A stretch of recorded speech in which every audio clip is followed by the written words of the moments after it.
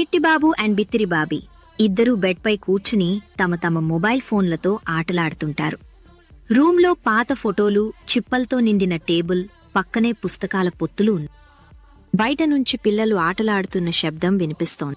చిట్టిబాబు ధైర్యంగా ముందుంచిన స్వరంతో, బాబీ, నువ్వింతకుముందు చెప్పిన కథ నిజమేనా లేదా?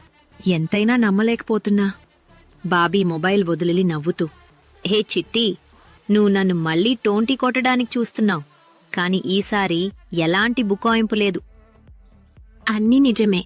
చిట్టిబాబు చేతిలోని పుస్తకాన్ని కలిపి, బాబీ, మనం ఎవరు ఎక్కువగా జోక్స్ చెప్తామో చూడాలనుంది. ఓ పందెం వేసేద్దామా? ఓడినవాడు రాత్రి డిన్నర్ చేసి పెట్టాలి అన్నాడు. బాబీ అంగీకరిస్తూ, ఓకే. కాని ఓ ట్విస్ట్. ఎవడైతే ఫస్ట్ నవ్విపోతాడో వాడు ఓడిపోవాలి. సెట్. చిట్టిబాబు చిలిపిగా, ఒక్కసారి మామిడి చెట్టు మీద పిట్ట కూర్చుంది, పక్కనే బత్తాయి చెట్టు. అది ఎందుకు నవ్వింది అంటే, పిట్ట మామిడి తింటే బత్తాయి అసూయపడింది. బహ్. బాబీ కడుపుబ్బ నవ్వుతూ తను మరింత ఉత్తరం జోక్ వెయ్యాలని చూస్తాడు. అయితే ఒకరోజు చిట్టిబాబు అచ్చు తనను చూసి, నీ ముఖం చూసి డబ్బులు మాయమయ్యాయంట. ఎందుకంటే నువ్వు సింహంలా గర్జించావు. రూంలో నవ్వుల దద్దరిల్లే శబ్దం. పక్కింటివాళ్లు కూడా ఇంకా ఏం జరిగిందో అని ఆశ్చర్యపోతారు.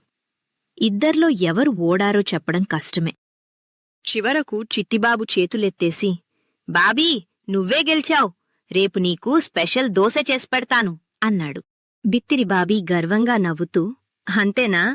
మరి రాత్రి కాఫీ కూడా నువ్వే తిప్పు.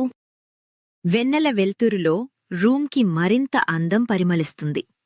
ఇద్దరి మధ్య ఉన్న స్నేహం, చిలిపితనం రాత్రిపూట రూంను ఉల్లాసంగా మార్చుతుంది. నవ్వుల తాలూకు జ్ఞాపకాలు రాత్రంతా వాళ్లపై అలముకుంటాయి.